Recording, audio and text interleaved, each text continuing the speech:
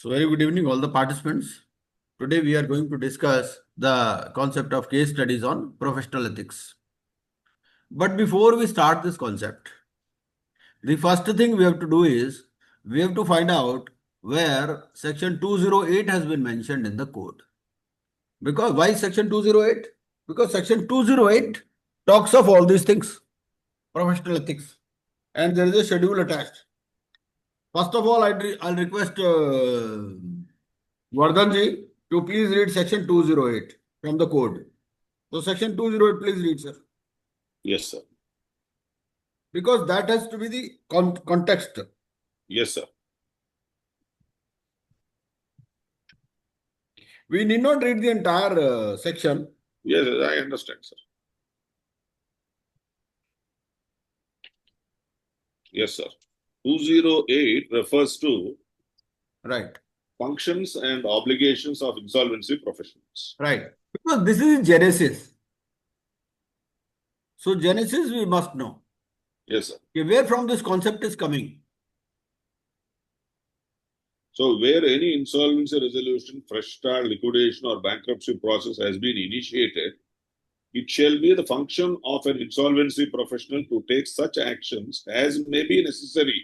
The following matters, namely a fresh start order process under Chapter 2 of Part 3, individual insolvency resolution process under Chapter 3 of Part 3, corporate insolvency resolution process under Chapter 2 of Part 2, prepackaged insolvency resolution process under Chapter 3A of Part 2, individual bankruptcy process under Chapter 4 of Part 3, and liquidation of corporate debtor firm under Chapter 3 of Part 2. Right. So what is the basic gist of this? If we read section 208, which Yes. we find mentioned in various processes, where whenever we read any process, like we suppose we are in CIRP. So in CIRP, there will be a section where they will be referring to section 208 that the RP or IRP has to carry out its functions in accordance with the provisions which are given in section 208. Similarly, in fast track, similarly in fresh start, pre-pack, in every process, even in individual insolvency, bankruptcy, fresh start, everywhere you will find this mention. So, section 208 is the basic section from which all these things are appearing. Now, what is the purpose of these case studies? So, the purpose of the case studies is because there are various stakeholders, there are various monitoring agencies. So, who are the all monitoring agencies? Can anybody tell? Yes, sir. IBBA, MCA, Government of India. Right. IP. Anybody else? There is someone else also. Monitoring agency. Monitoring agency. Because So, other than. they may ask any question. Yes, sir. So, at the lower level, IPA के बाद IBBA. Right. Very correct. Now you have got the point. So IPA is also the monitoring agency. So IPA is monitoring the conduct of RP and IRP, liquidator, bankruptcy trustee. So it's almost same, insolvency professional. So in section 208, what is the terminology used? Whether it is RP or some else. In section 208 talks of insolvency professionals. Yes, sir. And insolvency professionals includes everyone. Yes. IRP, RP, liquidator, voluntary liquidator, bankruptcy trustee, everyone. So that is why they have deliberately used the word insolvency professional in section 208. So now we have seen that insolvency professional has to carry out his functions in accordance with the processes which are outlined in the various sections of IBC. And there are various stakeholders to whom he is accountable. He is accountable to the outside world also. If anybody suffers any loss because of the conduct of insolvency professional, can he be made accountable? Depends on the circumstances, sir. Right. So the right answer will be that there is grievance and there is complaint handling mechanism. So there could be a case where a genuine, say, grievance was there or there was some suffering. So depending upon that, there could be a complaint or grievance that the person could file with the IBBI. So that is the concept basically. And there is a concept of model bylaws also. IPAs also govern the conduct of insolvency professionals. He is required to file various forms. So if there is any lacking anywhere in the conduct, either in process or in procedure or in behavior or in professional conduct in general, so he can be brought to book. So that is the concept basically. And we have to think on those lines. I think they will be asking three questions out of this or four? Three questions. Three, sir. 2 into 3, 6, sir. Right. So three.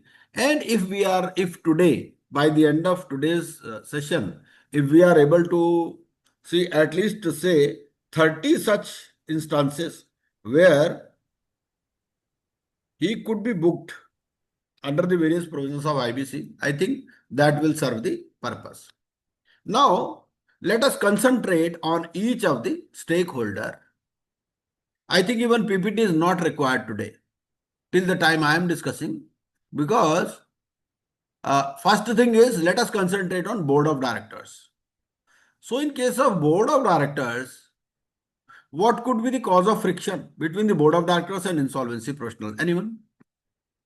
Board of directors and insolvency professional. What could be the cause of friction between the two? Because the limitations, the boundaries of each of the stakeholders have been outlined in the code itself.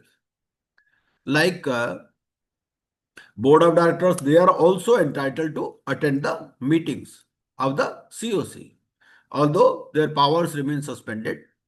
Now, various questions could be there. Suppose there is some arbitration case going on. So, in the arbitration case, whether the RP can ask the board to accompany them or he has to go on his own. What will be your answer? So, they could ask you questions on these lines. Sir, can you kindly repeat it, sir? There is an arbitration case going on against the company. Right, sir. Right?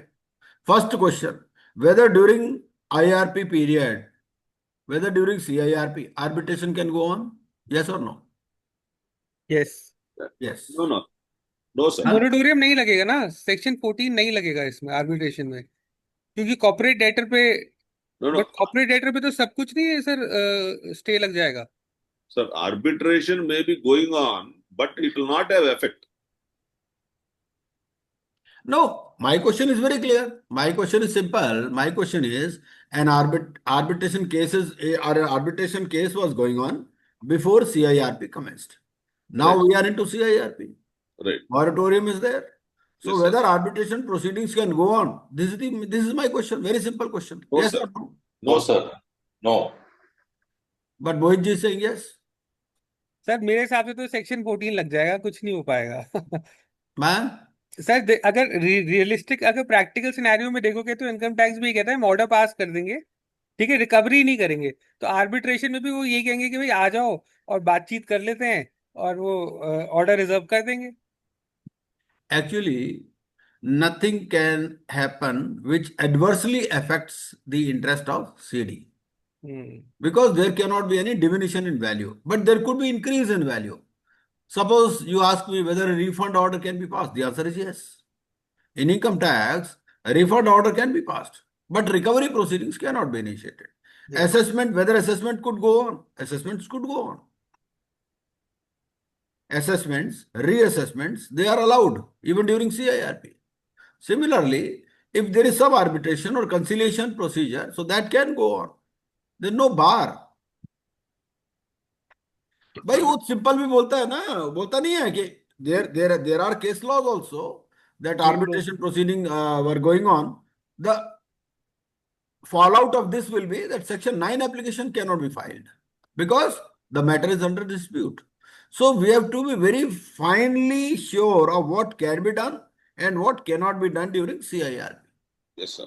Sir, during the moratorium period, Right. that is called as a period of calm. Right. To ensure that the going concern is not adversely affected by any Right. circumstances. Right. So if anything is of benefit, like whether if CD wants to proceed against someone, he can proceed. There is no bar in section 14.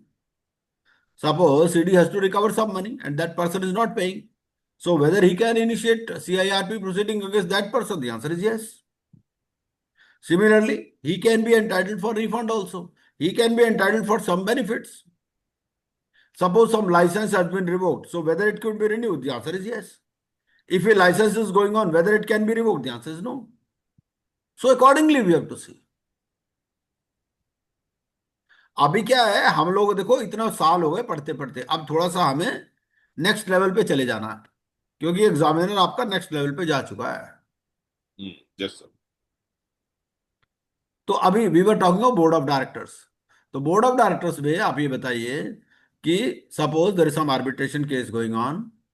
Now the invitation has been received in the name of the company, because everybody may not be aware that CIRP has commenced.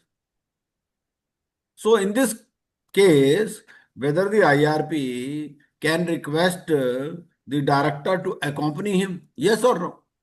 And if he asks him to accompany, whether it be violation of code of conduct? This is the question. Acha. Matlab, he cannot ask the director to accompany him, sir. Right, very correct. Now suppose the Because director the entire signs. the responsibility is the minute he takes charge as an insolvency professional, Right, very the correct. entire responsibility falls on his shoulders. Right. So, and whether director can sign any compromise deed on behalf of the CD? On behalf of The answer is no. no, sir. No. Only IRP or RP can sign. Now, what could be the other scenarios? Suppose board of directors wants to have some information. They want to have information regarding, say, liquidation value. Now, they are coming to the meeting and they say, you please disclose us the liquidation value. So, whether RP can do so? Yes or no? No. See, basically the directors are suspended with suspended powers, sir. Mm-hmm. Even if they are attending the meeting, they are No, attending. suspended is okay. But suppose there is some COC meeting, whether they will be having the copy of the agenda, yes or no? Yes, sir. They will have a copy of the agenda, sir. The Right. directors can attend the meeting, but they don't have voting power. They No, cannot that is vote. true. But first question is whether they will be having the agenda items or not. Yes, sir. They will be having, sir. Right. So, whatever is going to be discussed, whatever is going to be voted upon at the meeting, they will have copies. Yes, sir. Now, the question is, direct question is, the director is asking for the liquidation value. And RP shares the liquidation value with him. So, whether it is permitted or not. In the COC, sir. In the COC or directly, he asks. COC में तो दे director सकते बोला भाई देखो मेरे को हैं. Liquidation Yes, sir. It can be given, sir. In the COC, it can be given, sir. So, but it has to given to all the members. एक अकेले को नहीं देनी पड़ेगी, सबको देनी पड़ेगी ना सर. उसमें वर्ड लिखा है ऑल मेंबर, जैसे मेमोरेंडम ऑफ जो वो देना होता है, वो सबको देना होता है, चाहे एक ने कैन मांगा यू हो. Cite the exact section? Because liquidation value is not to be shared with anyone. COC members को भी नहीं बताना है. Sir. ओ हाँ ठीक है ठीक है. क्योंकि अगर बता देंगे वो तो रेजोल्यूशन एप्लीकेंट को बता रखेंगे, देगा. हाँ. रेजोल्यूशन एप्लीकेंट को बता दिया तो फिर तो वो लिक्विडेशन वैल्यू से ₹1 बढ़ा करके बिडिंग दे देगा. Right, sir. सेक्शन 30 सबसेक्शन 2 क्या बोलता है? सेक्शन 30 सबसेक्शन 2 बोलता है कि RP has to ensure that OCs they get at least the liquidation value. Similarly the dissenting financial creditors they get the liquidation value. Financial creditors are voters in the meeting, and financial creditors can be resolution applicant also. So if you go by your argument that liquidation value can be shared, फिर तो financial creditor को तो पता चल ही जाएगा. अगर financial creditor को पता चल गया और वो रेजोल्यूशन एप्लीकेंट भी है तो लिक्विडेशन वैल्यू में ₹1 जोड़ करके बिडिंग कर देगा. Right, sir. तो थोड़ा सा मेरे को आप don't believe me what I am saying. Yes, sir. To go through the provisions Right. and write in the group where this thing is written or not written. Right. Sir. I think liquidation value should not be shared. But recently there is a change that the methodology of valuation can be discussed in the COC meeting. So there is a difference between discussing the methodology of valuation and discussing the value. Because values are confidential. Methodology can be discussed, that how he will arrive at, because there are various methods of valuation. तो वहां पर वो क्या करेगा, COC meetings में he can be invited, that valuer will be invited to the meeting of the COC and he will be asked to explain the methodology of valuation. And COC members can discuss on that aspect, that okay, you don't go through this discounted value method, you go through some other cost method or some other method like that. ठीक है. Yes, तो accordingly देखो सुधाकर जी, आपको क्या करना है, sir. आप ना एक लिस्ट बनाओ वेरियस स्टेक होल्डर्स का. ठीक है. Right. देखो जैसे पहला बोर्ड है, बोर्ड के ऊपर 5 पॉइंट बनाओ कि बोर्ड क्या क्या मांग सकता है और ये क्या क्या नहीं दे सकता, बोर्ड की क्या क्या पावर है. ठीक Sure. है. एक Yes. पॉइंट हमने जैसे डिस्कस किया आर्बिट्रेशन वाला. Arbitration not only includes arbitration but it includes some other things like income tax assessment. ठीक है ना. Right, sir. भाई इनकम टैक्स असेसमेंट में some notice has come, so whether director can accompany, the answer is no. Right, sir. है ना. तो Right, इस तरह से whether assessment can go on, yes, whether reassessment can go on, yes, that can continue, there is no bar. There Yes, are sir. Yes, sir. various court cases on this.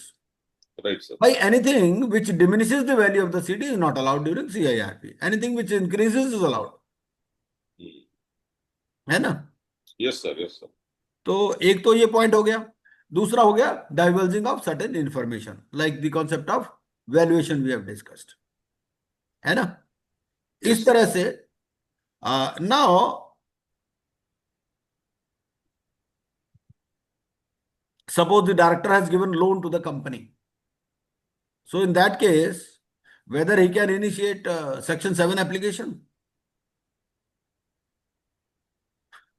By director has given loan to the company.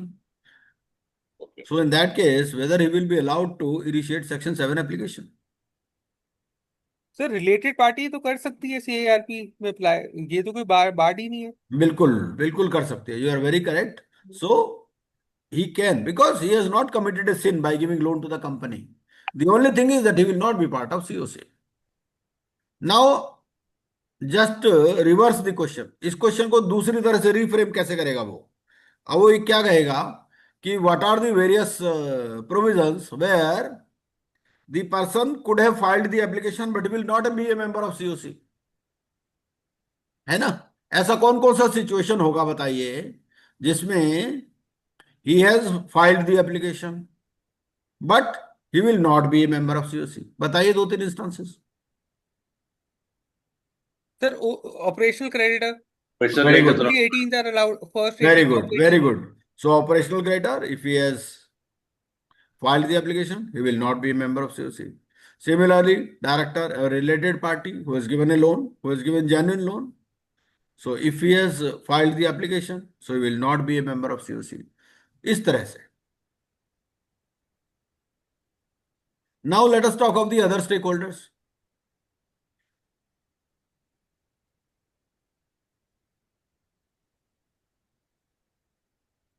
Suppose CIRP of a subsidiary company is going on. ठीक है. ये holding company है. ठीक है. इसकी CIRP नहीं हो रही, सब्सिडरी कंपनी की CIRP हो रही है. तो whether RP can request to be invited to the meetings of that COC. वो आरपी कहता है भाई मुझे भी इनवाइट करो. तो वेदर इट इज ओके और नॉट. क्वेश्चन आप समझ गए मेरा.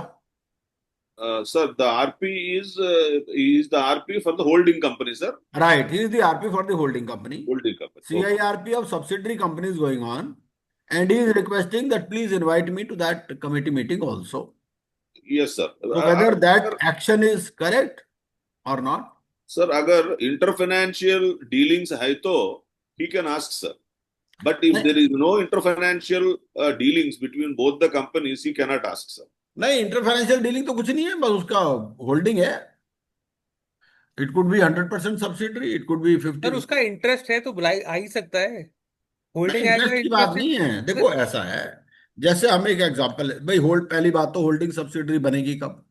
कब बनेगी होल्डिंग सब्सिडरी? जब वो मोर देन 50% शेयर होल्डिंग होगी.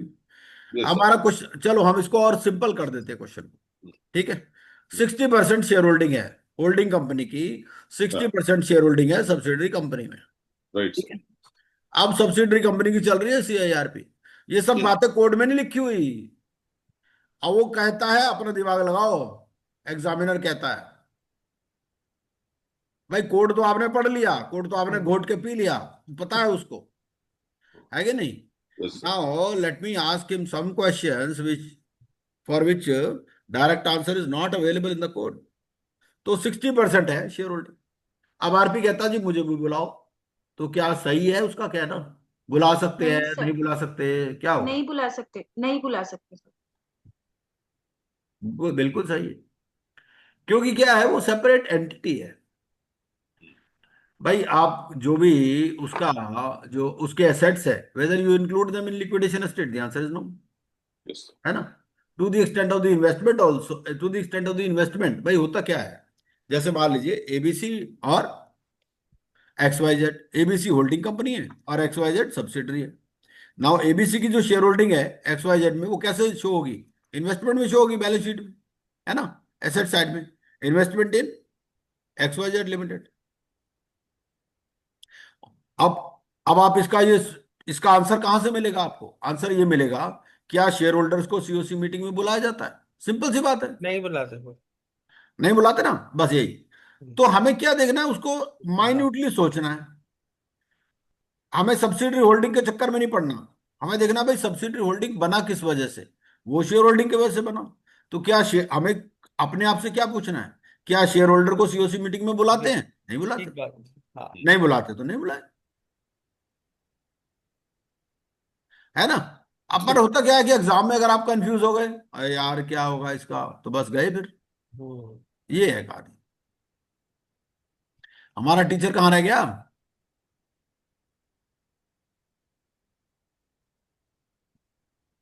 चलो कोई बात नहीं, टीचर नहीं आए तो भी हम कर देंगे।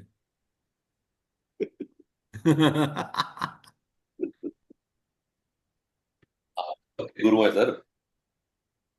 नहीं, आज मैंने बोला था पूजा वासुदेवा जी को कि उनको लेनी है क्लास। और देखो उन्होंने इन्फॉर्म भी कुछ नहीं किया। जुलाई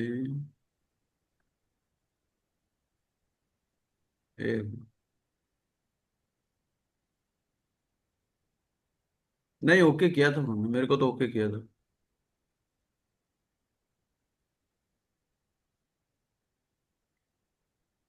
तो उन्होंने जो एमसीक्यू भेजे हैं वो डिस्कस कर लें। हाँ बिल्कुल बिल्कुल बिल्कुल, ये case studies on professional ethics. अच्छा, यहाँ से हम शुरू करते हैं। तो एक मिनट, ये मैं आपके साथ ये शेयर करता हूँ screen. Let me share the screen with you. ये ठीक है जी, 3 क्वेश्चन आएंगे 2-2 नंबर के।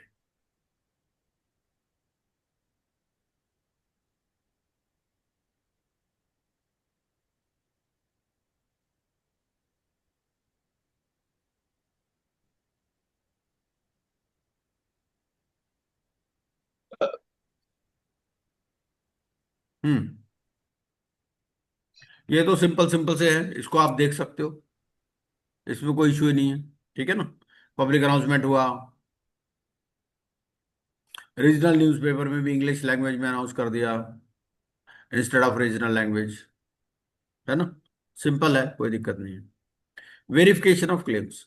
And now regarding verification of claims, there is a recent amendment also that claims can be invited during CIRP even 7 days before the last meeting of the COC in which the resolution plan has to be voted upon. है ना? And they will bifurcate the claim into 2 parts, acceptable and non acceptable, है ना? Acceptable में they will file the condonation application with the adjudicating authority on their own, and in case of non acceptable then the claimant can go to the adjudicating authority, है ना? ये सब हमें मालूम है, ये सब हम डिस्कस भी कर चुके हैं।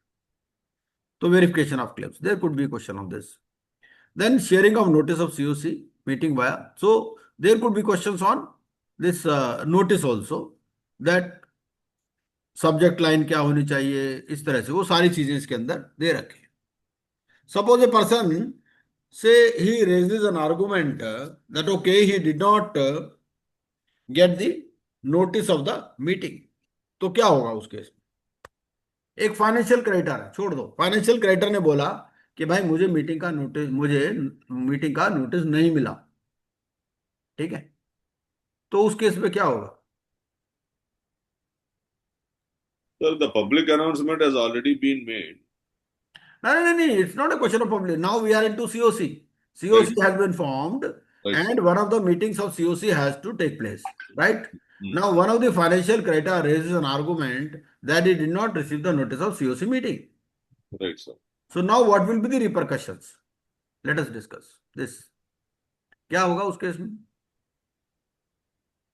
I mean, he's the only one. I mean, amongst 3 or 4, he's one of them, sir. He is the only one who He's says the that only I one. did not. Matlab, it will be postponed to the next day, sir. नहीं, meeting has already taken place. Meeting हो गया. Okay, meeting हो गया. sir. भाई देखो sir क्या अगर RP ने नोटिस का मेल सेंड किया होगा तो बाय चांस अगर कोई डिलीवरी फेलियर हो या कुछ भी हो तो वो प्रूफ दिखा सकता है कि उसने ईमेल किया था और बिल्कुल नहीं मिला, हम्म. और नहीं मिला तो वो आरपी के पार्ट में गलती नहीं है। हाँ, सबसे पहले तो हमें ये देखना है कि ये जो बंदा डिस्प्यूट रेज कर रहा है ये है कौन. अगर ये बोर्ड का मेंबर है, अगर पार्टिसिपेंट है, तो कोई फर्क पड़ेगा ही नहीं, है ना. रेगुलेशंस में क्लियरली बात लिखी गई है, ये वाली बात रिगार्डिंग के whether one can raise dispute on this point और नॉट. हमें क्या करना, उसका ईमेल आईडी चेक करना, उसका ईमेल आईडी करेक्ट था कि नहीं. अगर ईमेल आईडी उसने अपडेट नहीं किया तो भी हमारी कोई रिस्पॉन्सिबिलिटी नहीं है. लेकिन अगर उसका ईमेल आईडी भी करेक्ट है, वो वोटर भी था, he was entitled to vote also, उसके बाद में देखना पड़ेगा उस मीटिंग में वोटिंग हुई कि नहीं हुई, क्या हुआ क्या नहीं हुआ. तो ये सारी चीजों के ऊपर ये बात डिपेंड करेगी. वो फैक्ट्स एंड सर्कमस्टांसेस उस टाइप से बनाएगा. एक बार निशा जी, आप can you read that relevant regulation. एक रेगुलेशन है सीआईआरपी का जिसमें ये डिस्कस किया गया है कि अगर ये मीटिंग का नोटिस नहीं मिला तो क्या होगा. कैन सर यू रीड देखती हूँ मैं एक minute. That provision? Yes sir.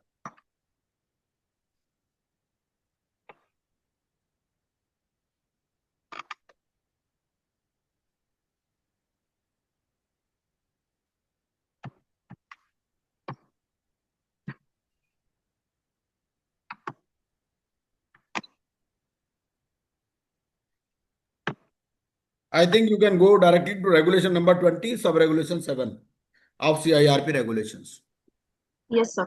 If a Regulation 20. participant, yeah, Hmm. regulation 20, sub-regulation 7, if a participant other than a member of the committee fails to provide or update the relevant email address to the RP, the non-recipient of such notice by such participant of any meeting shall not invalidate the decision taken at such meeting.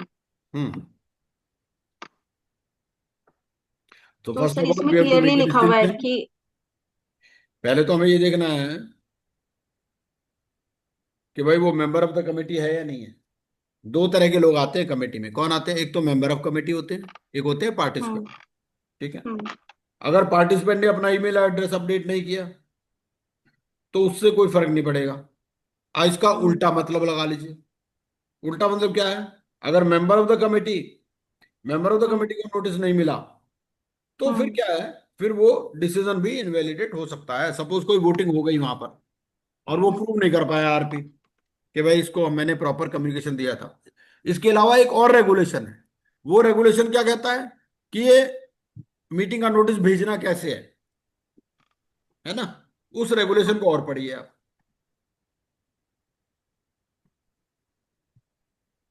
Service of notice bye electronic means, ये सही रहेगा क्या आप sir? हाँ, regulation 20 sub regulation 4 और पढ़िए एक बारी.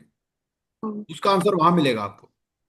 When notice or notification of availability of notice are sent by email, the RP shall ensure that it uses a system which produces confirmation of the total number of recipients emailed and a record of each recipient to whom the notice has been sent, and copy of such record and any notices of any failed transmission and subsequent resending shall be retained as proof of sending.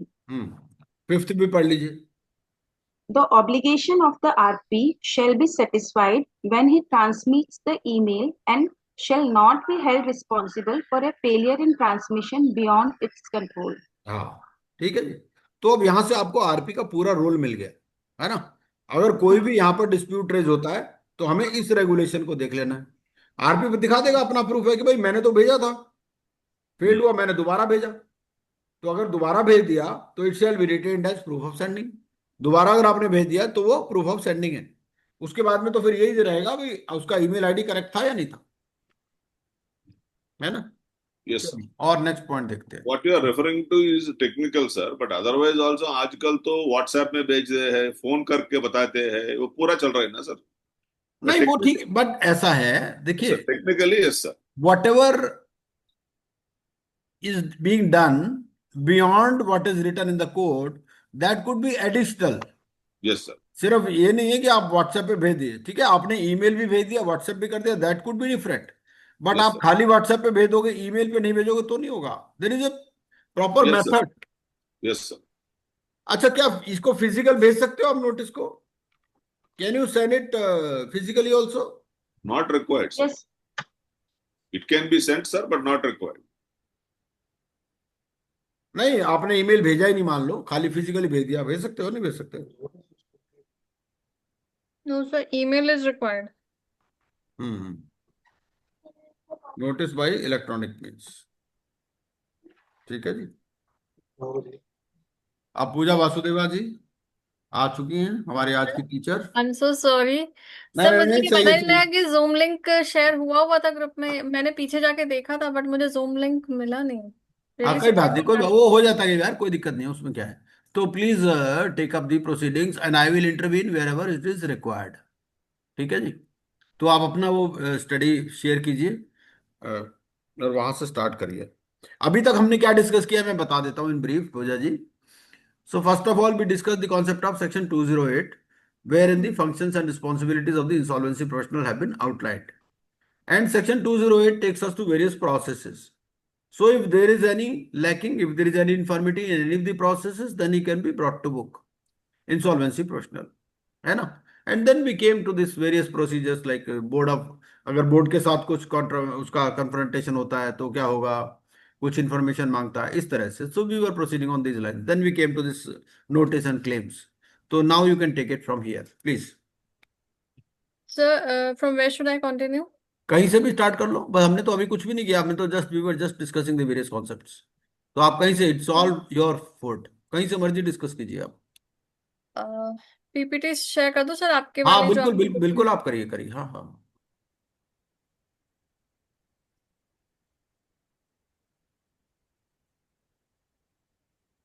आप MCQ से ले लीजिए, MCQ से दोबारा हम वहां पर चले जाएंगे फिर जहां जरूरत पड़ेगी। आपने जो एमसीक्यू बनाए हैं ना, उन एमसीक्यू पर चले जाइए, और जहां जहां हमें सेक्शन में जाने की जरूरत पड़ेगी we will go back to the sections. Okay sir.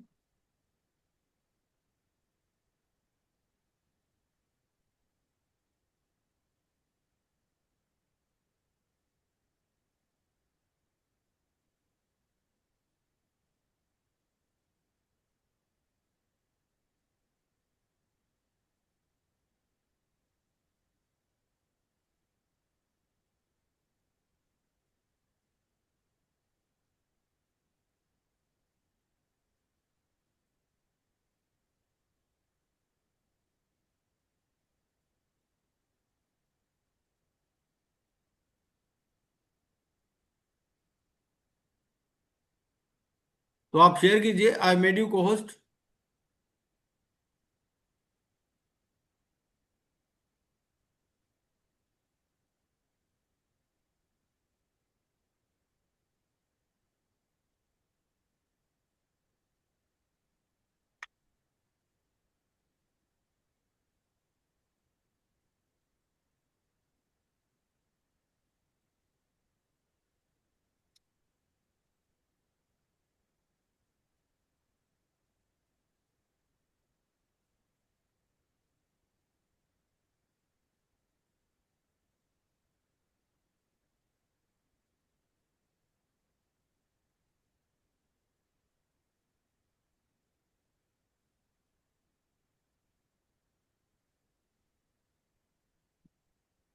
Sir visible है अभी सब? बिल्कुल है, बिल्कुल विजिबल है।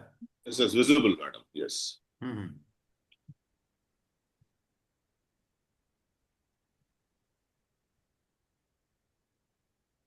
So first of all the सबसे पहले तो एक यादसिक है जिसपे कि कोड ऑफ कंडक्ट आईपी के लिए रहता है, दैट इज इंडिपेंडेंस। हम्म। उसके ऊपर So क्वेश्चंस now, एमसीक्यूज हैं। before we start discussing, let us discuss the concept of independence. What is the meaning of independence, and when he will not be considered independent? तो independence के बारे में कोई भी बताइए आप में से कि भाई when he will be considered not independent. तो जब कोई बीच में इंटरेस्ट इन्वॉल्व हो जाए किसी तरह से। हाँ, इंडिपेंडेंट क्या है कि When भाई he is not basically he is influenced not by being anybody. Influenced. भाई आज क्या है, आज हम इंडिपेंडेंट है। इंडिपेंडेंट का मतलब क्या है? इंडिपेंडेंट का रिवर्स क्या है? डिपेंडेंट। इंडिपेंडेंट का मतलब ये है कि we can take decision based on our own free will. Independence मतलब we nobody can exert influence on us. Yes, sir. Basically independence का यही मतलब राइट। है ना? Decision based on prudence.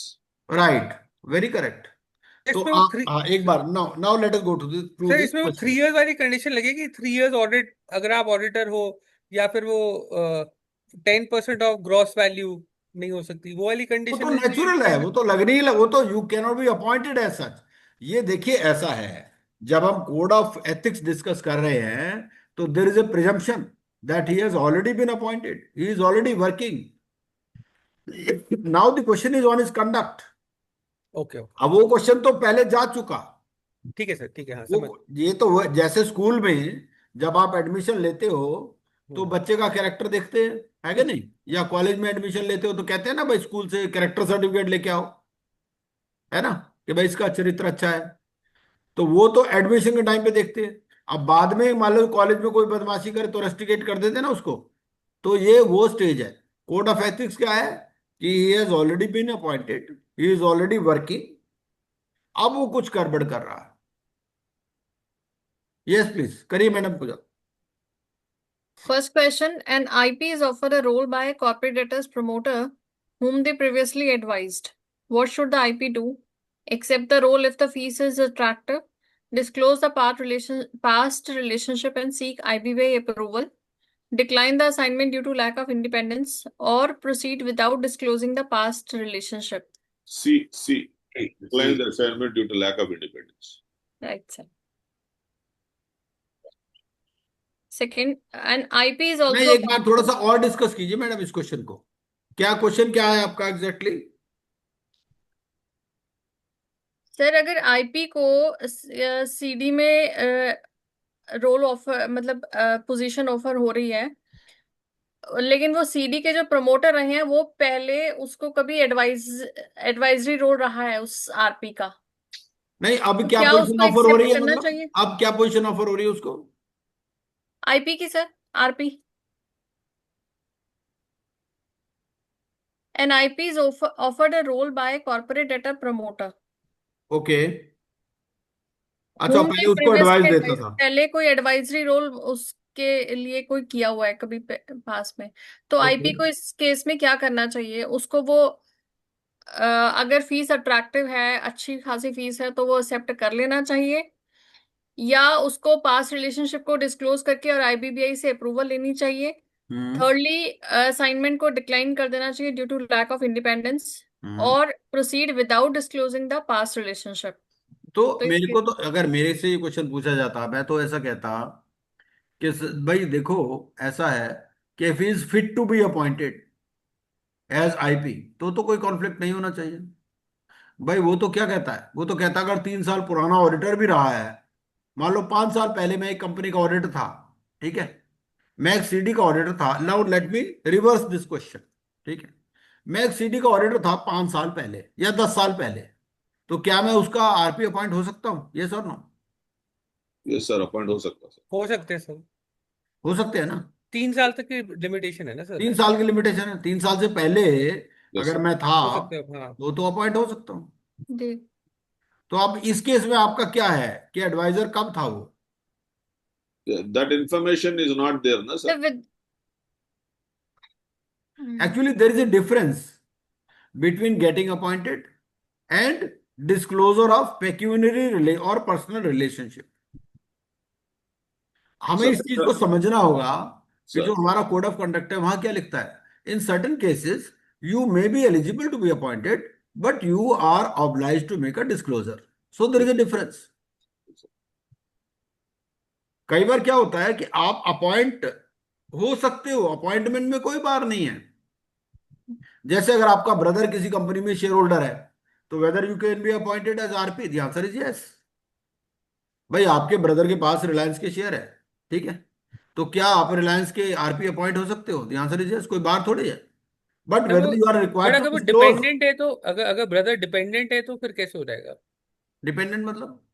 Sir अगर मतलब उसकी मतलब if he is dependent on RP, मतलब खर्चा सारा डिपेंड आरपी दे रहा है उसका। वो यहाँ क्वेश्चन नहीं है। देखो ऐसा, वो आप डिपेंडेंट इंडिपेंडेंट छोड़ दो। देखो ऐसा है, मतलब पॉइंट क्या है, पॉइंट हमें समझना क्या है यहां पर कि there could be a situation, legally it is correct, appoint हो सकता है लेकिन डिस्क्लोजर चाहिए, ठीक है। भाई ऐसे रिलेशनशिप तो ऐसे तो अपॉइंट होते ही हैं। कोई जानकार होता है उसी को अपॉइंट करता है, अनजान को थोड़ी कोई अपॉइंट करता है। अनजान को तो पता ही नहीं होता उसको कुछ आता जाता भी है कि नहीं। तो अब पॉइंट ये है कि कहां पर डिस्क्लोजर रिक्वायर्ड है और कहां पर अपॉइंटमेंट प्रोहिबिटेड है। बहुत थिन लाइन है। सर हम ऐसा कर सकते हैं ना सर, सी 4 ऑप्शंस है, so we can eliminate, proceed without disclosing the past नहीं, relationship. इस वाले क्वेश्चन को हम थोड़ा सा और डिस्कस करें। आप मैडम बताइए कि हाँ जी। ये जो एडवाइस देता था उसको कितने साल पहले दे रहा था? इसको और ब्रेक कर देते क्वेश्चन को। एडवाइस जो दे रहा था, मान लो 10 साल सर पहले with in advice they three रहा था, इयर्स तो हो सकता है नहीं हो सकता? Suppose we write 10 years here, Yes, sir. Like you he said, तो was हो acting सकता as है। advisor he will be 10 years ago. eligible, but he should disclose the past relationship. नहीं, पास्ट रिलेशनशिप में भी पीरियड है, ऐसा नहीं है। Let us open the code of conduct. देखो प्लीज डोंट माइंड, जहां पर सारे यस सर। इक्वल है, मेरे को भी कुछ नहीं आता है कि नहीं। हमें क्या है, we have to open the book और दोबारा देख लेना है इस बात को। तो मैं एक बात कह रहा हूं कि आप ये बात देखो, मेरा क्वेश्चन सिंपल है। पहले क्वेश्चन में वो 10 साल पहले एडवाइजर था, तो क्या वो मना कर दे एक्सेप्टेंस के लिए?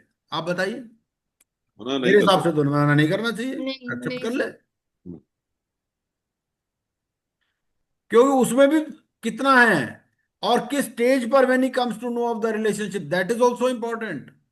यही सब बातें तो कोड ऑफ कंडक्ट में लिखी हुई हैं। डिस्क्लोजर ऑफ रिलेशनशिप, एक बार निशा जी, डिस्क्लोजर ऑफ है, निशा जी हैं क्या? चली गई, चली गई लगता है, कोई बात नहीं। तो एक बार पूजा जी, ये हाँ जो जी सर। डिस्क्लोजर ऑफ रिलेशनशिप है ना कोड ऑफ कंडक्ट वाला, उसमें आप वो देखिए प्रोविजन। डिस्क्लोजर ऑफ रिलेशनशिप में ना पीरियड मेंशन्ड है, और रिलेशनशिप किसके साथ है वो भी इंपॉर्टेंट है। मैं बता देता हूं आपको। ये आपका है फर्स्ट शेड्यूल। फर्स्ट शेड्यूल तो ठीक है ना? आईपी रेगुलेशंस में है आपका फर्स्ट शेड्यूल। हाँ जी। और उसमें आप पढ़िए 8B और 8C। 8B और 8C जो है ना, वो क्या कहता है, ये डिस्क्लोजर है। डिस्क्लोजर किसके साथ हो सकता है? फाइनेंशियल क्रेडिटर के साथ हो सकता है, इंटरिम फाइनेंस प्रोवाइडर के साथ हो सकता है, प्रोस्पेक्टिव रेजोल्यूशन एप्लीकेंट के साथ हो सकता है ना? और कब बताना है? डिस्क्लोजर का मतलब क्या है? डिस्क्लोजर का मतलब ये है कि उसको ये रिलेशनशिप डिस्क्लोज करनी है, लेकिन ये नहीं कि वो देयर इज नो बार। बार नहीं है यहां पर, उसको डिस्क्लोज करना है। अगर उसका कुछ भी रिलेशनशिप है, और रिलेशनशिप क्या है वो भी लिखा हुआ है। वो कहां लिखा है? वो लिखा हुआ है काइंड्स ऑफ रिलेशनशिप।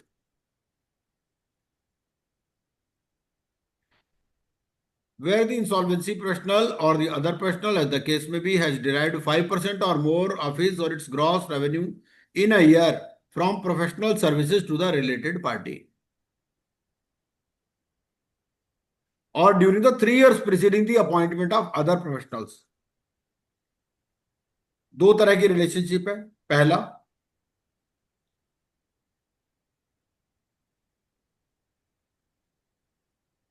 एक तो उस इंसॉल्वेंसी प्रोफेशनल की रिलेशनशिप, पॉइंट 8B में क्या दे रखा है, इंसॉल्वेंसी प्रोफेशनल अगर खुद रिलेटेड है किसके साथ, कॉर्पोरेट डेटर के साथ, ठीक है। आपका रिलेशनशिप जो है वो किस में आ रहा है, 8B में कवर हो रहा है, पहला क्वेश्चन हमारा, है ना, जी है, सर। है ना। तो हाँ जी। हमारा हमारा क्वेश्चन, हमारा रिलेशनशिप किसके साथ है, कॉर्पोरेट डेटर के साथ है ना।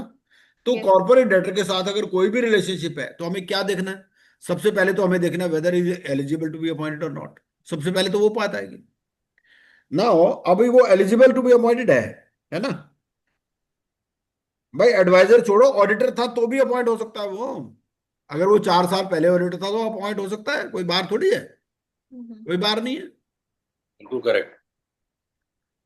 क्यों जी, please Yes, correct me if I am wrong. No sir, you are तो राइट। अब ये 8B में क्या बोलता है, 8B में बोलता है an insolvency professional shall disclose its relationship if any with the corporate debtor, other professionals engaged by it, financial creditors, interim finance providers, and prospective resolution applicants to the insolvency professional agency of which he is a member. ठीक है, with in the time specified here in, corporate debtor के साथ with in 3 days of his appointment. और relationship किस type की है वो भी लिखी हुई है, काइंड ऑफ रिलेशनशिप क्या लिखता है, where the insolvency professional or the other professional, as the case may be, has derived 5% or more of his or its gross revenue in a year from professional services to the related party. इनमें से किसी के साथ भी, मान लो financial creditor के साथ भी कोई उसकी डीलिंग थी, है ना, 5% या उससे ज्यादा रेवेन्यू उसको वहां से आ रहा है तो भी डिस्क्लोज करना है उसको। Where the insolvency professional or the other professional of the case may be the shareholder, director, KMP or partner of the related party. Where a relative, spouse, parents of spouse, sibling of self and spouse, and children of the IP or the other professional of the case may be has a relationship of kind A or B with the related party.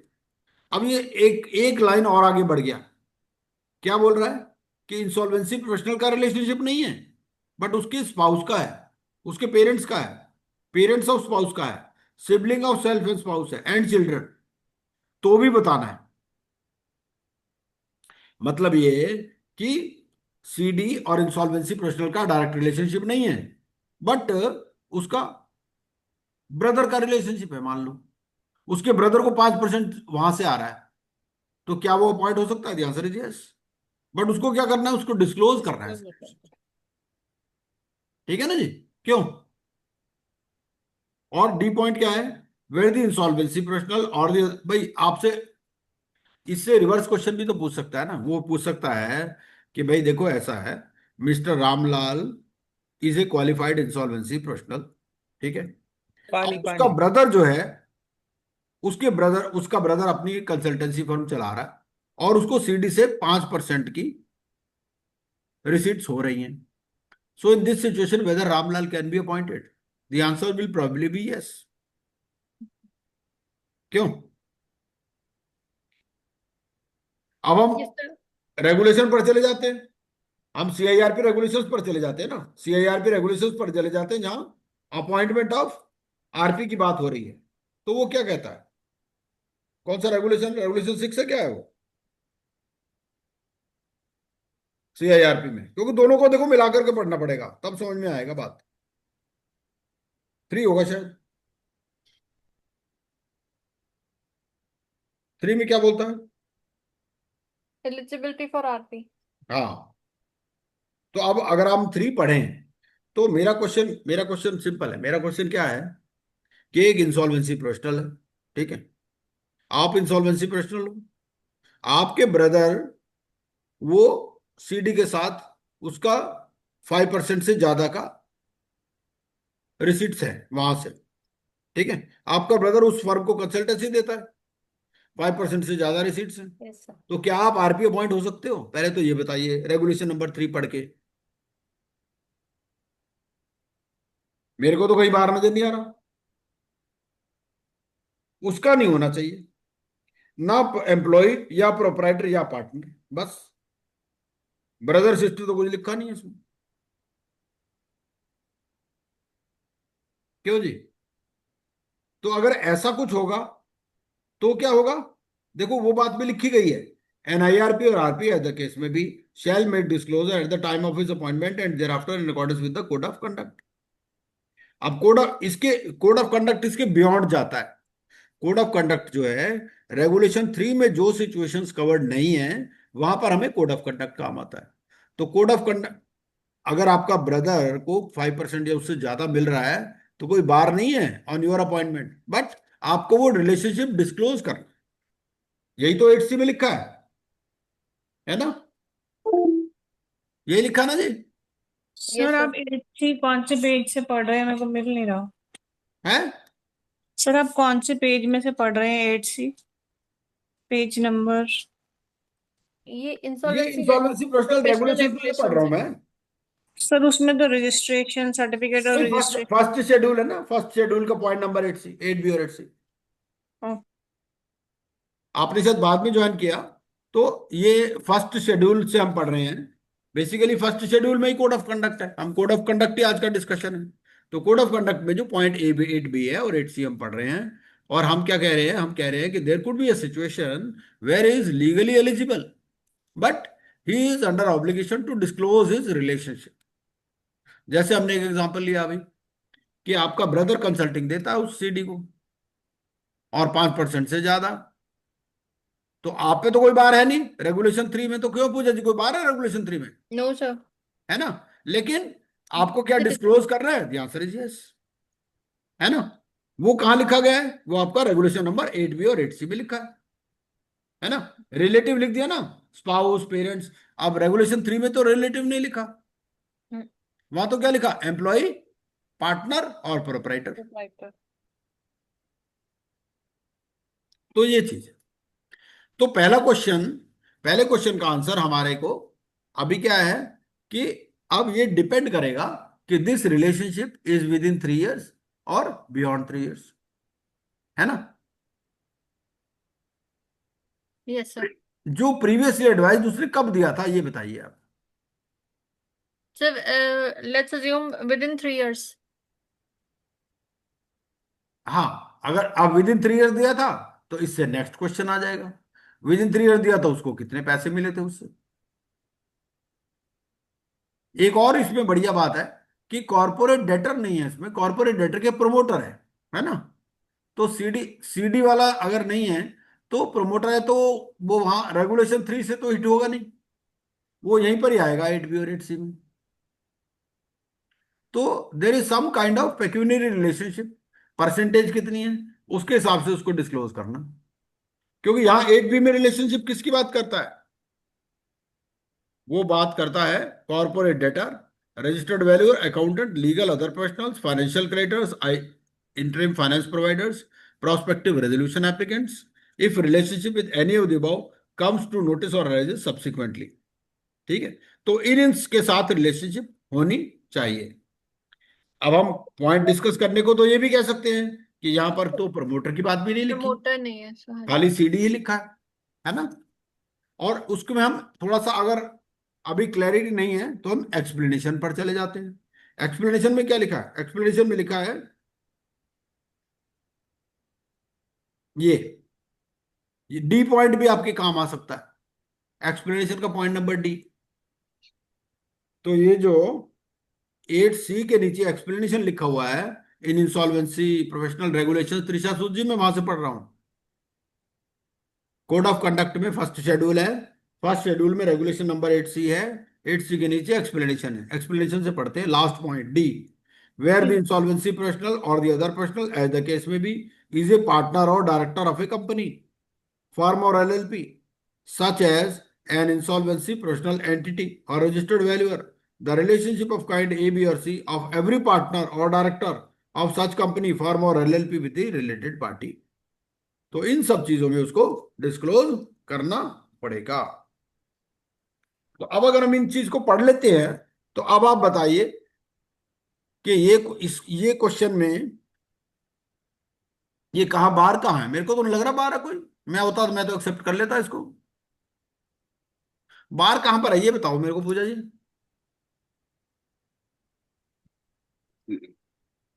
भाई मैं कह देता भाई देखो ऐसा है, अगर मुझे रिलेशनशिप में जो एक्सेप्ट करना है कोई भी अपॉइंटमेंट, मुझे कहाँ देखना है, एक तो रेगुलेशन 3 देखना है, I am not being hit by regulation 3, है ना। हम्म। रेगुलेशन 3 में एक पॉइंट आप भूल रहे हो, इंडिपेंडेंट डायरेक्टर, है ना। हमें इंडिपेंडेंट डायरेक्टर वाले को भी तो देखना है ना रेगुलेशन 3 में, उसको हम ज्यादातर भूल जाते हैं। इंडिपेंडेंट डायरेक्टर में प्रोमोटर भी कवर्ड हो जाता है। अगर हम इंडिपेंडेंट डायरेक्टर देखते हैं तो उसमें वहां पर वो फिर हमें कंपनी एक्ट में ले जाता है, और कंपनी एक्ट में फिर वो holding company, subsidiary company, promoter की भी बात करने लगता है। तो हमें वहां से भी, उस एंगल से भी देखना है इस क्वेश्चन में। क्यों Mohit ji? Yes sir, regulation 3 तो सर सेटिस्फाई करना ही पड़ेगा। हैं? सर रेगुलेशन 3 तो सेटिस्फाई करना ही पड़ेगा सर। रेगुलेशन 3 तो सेटिस्फाइड है इसमें, रेगुलेशन 3 में कहां बाहर है भाई? हमें दो चीज देखनी है, एक तो सीआईआरपी का रेगुलेशन नंबर 3, यस और सर। ये कोड ऑफ कंडक्ट का 8B और 8C, ग्रेट। बस यही तो बात है, और क्या है। हम्म। मेरा कहने का मतलब ये था कि रेगुलेशन 3 में जो इंडिपेंडेंट डायरेक्टर ना, उसको जल्दी ज्यादातर इग्नोर कर जाते हैं। अब एक बार आप कंपनी एक्ट भी खोल लीजिए और उसका इंडिपेंडेंट डायरेक्टर भी खोल लीजिए, क्या है वो, कौन सा है वो उसमें, कौन सी? 149 सर। 140। आप हैं तो एक बार खोल लीजिए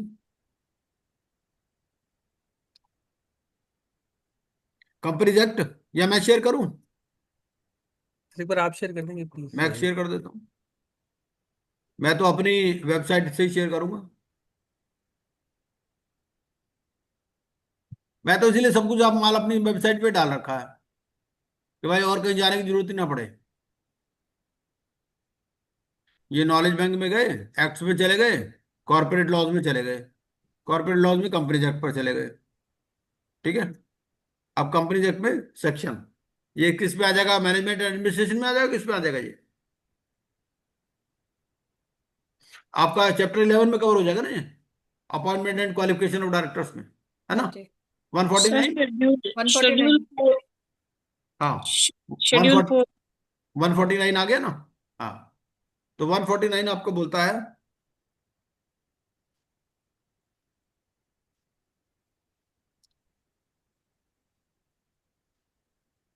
ये पॉइंट नंबर 6,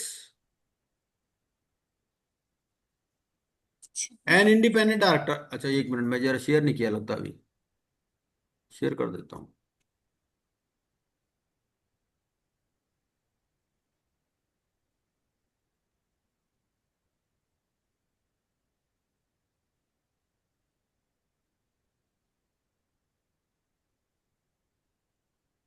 ये मेरी स्क्रीन नजर आ रही है आपको? Yes, sir. हाँ, तो पॉइंट नंबर 6 है, 149 का 6 है। पॉइंट नंबर 196 में भी मैं आपको एग्जैक्ट उसी पॉइंट पर ले जाता हूं जो हम डिस्कस कर रहे हैं। क्या कहता है वो, जो मैडम आपका पॉइंट था, who is not related to promoters or directors in the company, its holding subsidiary or associate company, who is or was not a promoter of the company or its holding का promoter नहीं होना चाहिए, promoter का related नहीं होना चाहिए, who has or had no pecuniary relationship other than remuneration as such director or having transaction as may be prescribed। तो prescribed में कितना है, prescribed में वही, कितना Rules for परसेंटेज प्रेस्क्राइब्ड है इसमें, 10% of his total income with the company, its holding company, during the two immediately preceding financial year or during the current financial year। तो यहाँ भी 3 साल के बाहर है, ठीक है जी। तो इस वाले पॉइंट से कवर हो जाएगा हमारा वो।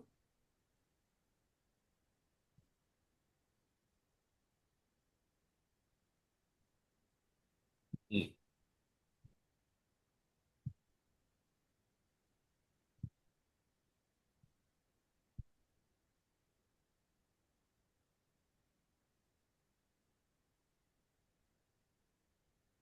चलिए,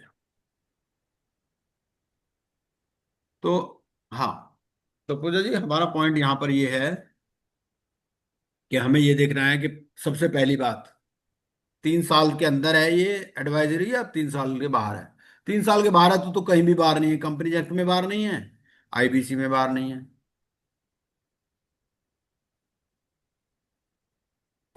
तो अब आप ये बताइए, आप क्या कहना चाह रहे हो इसमें? 3 साल से पहले था एडवाइस दे रहा था, अब दे रहा है, क्या कर रहा है, या अभी भी एडवाइजर है?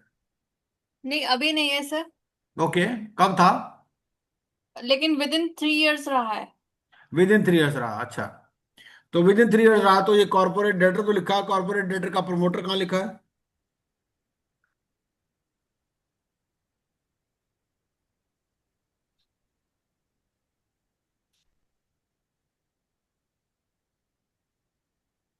सर क्या कह रहे हैं, मैं क्लियर नहीं हूँ। मेरा कहने का मतलब ये है कि कॉर्पोरेट डेटर तो लिखा है 8B में, कॉर्पोरेट डेटर का प्रमोटर कहाँ लिखा है?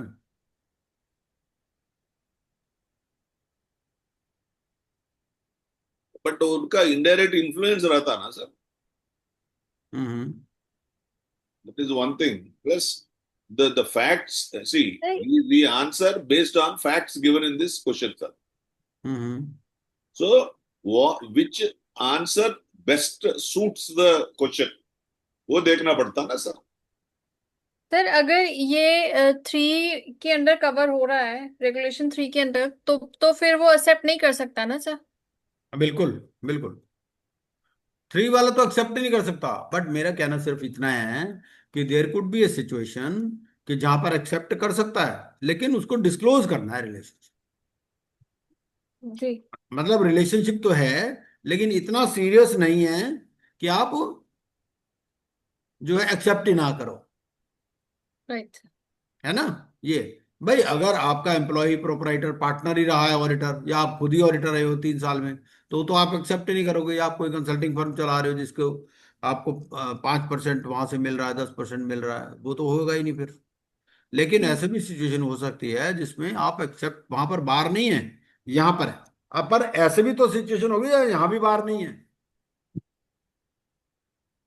एक बात और बता दीजिए मेरे को, कोड ऑफ कंडक्ट में यहाँ रिलेटेड पार्टी का क्या मतलब है? यहाँ रिलेटेड पार्टी की भी बात करता है।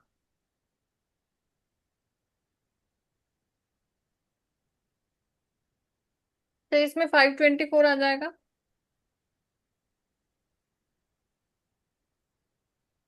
Person shall be considered but independent. मेरे हिसाब से तो यहाँ जो रिलेशनशिप है, ये रिलेशनशिप, ये इस रिलेशनशिप की बात कर रहा है। यहाँ रिलेशनशिप डिस्क्राइब्ड है, काइंड ऑफ रिलेशनशिप यहाँ डिस्क्राइब, ये 524 पे नहीं ले जाएगा आपको। यहाँ ये देखना है आपको, क्या देखना है? सबसे पहला परसेंटेज ऑफ टर्नओवर देखना है। दूसरा क्या देखना है? दूसरा ये देखना है शेयर होल्डर है, डायरेक्टर है, की मैनेजर पर्सनल है, या पार्टनर है ऑफ द रिलेटेड पार्टी। तीसरा, जो रिलेटिव है, कौन? Spouse, parents, parents of spouse, siblings, उनका कोई रिलेशनशिप है with the related party. Related party कौन सी? ये रिलेटेड पार्टी है, CD, registered valuer, financial creditor, यहां पर ये रिलेटेड पार्टी है। भाई, दो लोगों की रिलेशनशिप बता रहा ना। ऐसा भी तो हो सकता है ना कि सीडी का रिलेशनशिप हो वैल्यूअर के साथ में, तो वो ये 8B के सेकंड पर नंबर पॉइंट में कवर हो जाएगा।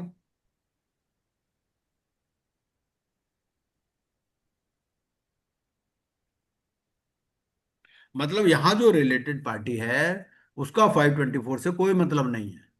वो काइंड ऑफ रिलेशनशिप यहां डिस्क्राइब्ड है। किसके रिलेटेड पार्टी कौन सी है? ये रिलेटेड पार्टी है, CD, registered valuer, accountant, financial creditor, interim finance provider. और काइंड ऑफ रिलेशनशिप क्या है वो भी दे रखा है। काइंड ऑफ रिलेशनशिप क्या है? पेक्यूनरी है या पर्सनल है? पेक्यूनरी में परसेंटेज दे रखी है आपको 5%, है ना? और पर्सनल में क्या है? पर्सनल में दे रखा है भाई आपका स्पाउस है, पेरेंट्स है, सिबलिंग्स ऑफ पेरेंट्स है, वो सारी दे रखी है। तो इस हिसाब से अपने को देखना है। चलिए नेक्स्ट क्वेश्चन देखते हैं। सर ये जो प्रमोटर है ये स्टेक होल्डर में कवर नहीं होता है? हाँ जी। प्रमोटर जो हम पढ़ रहे हैं वो स्टेक होल्डर में कवर नहीं होता? One of the stake holder.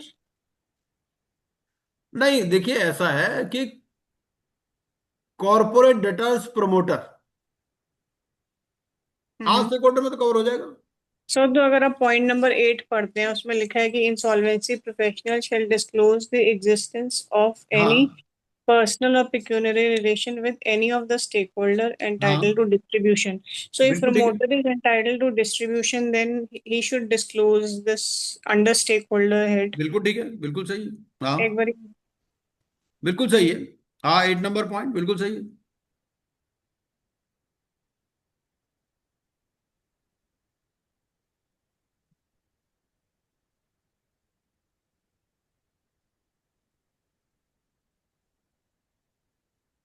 Next ले लो सर। promoter को भी तो डिस्ट्रीब्यूशन मिलता होगा ना कुछ कंपनी से। हाँ 53 में अगर मिलेगा। अगर मेरा प्रमोटर के साथ पर्सनल रिलेशन रहा है तो मुझे डिस्क्लोज करना, और this looks to be a personal relation, question number 1 जो है, hmm to be a personal relation with promoter. Personal तो नहीं है, पेक्यूनरी है। तो मतलब एडवाइजर था ना पर्सनल, मैं तो उसका। बट वो उसका पर्सनल लेवल पे था ना, सीडी के लेवल पे तो नहीं था ना सर। नहीं, पर्सनल का मतलब कुछ अलग होता है। पर्सनल का मतलब होता है, वो पर्सनल का नंबर नाम दिया हुआ है, स्पाउस होना चाहिए, पेरेंट्स होने चाहिए, पेरेंट्स ऑफ स्पाउस, वो होता है पर्सनल। बाकी तो पेक्यूनरी रिलेशनशिप है। पर्सनल वो काइंड ऑफ रिलेशनशिप दे रखी है पॉइंट नंबर सी में। अब अगर हम ये भी देख लो कि स्टेक होल्डर्स। सर वो तो रिलेटिव्स आपने डिफाइन करे हैं ना, वो तो रिलेटिव्स हैं, लेकिन पर्सनल रिलेशन तो आईपी का ही होगा ना सर। वो तो आपके रिलेटिव्स उन्होंने डिफाइन कर दिए कि ये आपके रिलेटिव है। और पर्सनल रिलेशन, मैं अगर नहीं आईपी नहीं हूँ तो नहीं नहीं, मेरा। देखिए ऐसा है, पेक्यूनरी और personal relationship. Relationship could be of two types, pecuniary या पर्सनल। पेक्यूनरी का क्या मतलब है? फाइनेंशियल डीलिंग्स है। पर्सनल क्या है? पर्सनल मतलब फाइनेंशियल डीलिंग कुछ नहीं है, बट हमारा ब्रदर है तो वो हमारा पर्सनल रिलेशनशिप है। ये मतलब, ये पर्सनल वो नहीं है। हम्म। पर्सनल का मतलब यहाँ वही है जो लिखा है। चलिए madam, next question. Pooja ji please. हाँ जी। An IP is also a partner in a law firm that has advised the creditor in the past. Can the IP take the assignment involving the creditor? नहीं, आपको past को इतना ऊपर नहीं रख सकते, आपको पास्ट को आइडेंटिफाई करना पड़ेगा। क्योंकि यहां पर देखो, दोनों जगह रेगुलेशन 3 में भी और यहां पर भी आइडेंटिफाइड है कि कितने साल पुराना रिलेशनशिप है। ऐसा नहीं, पास्ट तो जब से पैदा हुए तब से पास्ट ही है हमारा। In the absence of clear meaning of past, हाँ हम ऐसा करना है कि no because it creates a conflict of interest आता है। But if you are talking about the in 3 years back, look back period, ऐसा 3 years देखा तो तो हमें ये चीज देखनी पड़ेगी। सर। तो यहाँ पर भी लिखा है ना, मैं कोई अपने मन से थोड़ी बोल रहा हूँ, वो इसमें लिखा हुआ है। ड्यूरिंग चेंज कर रहा है madam.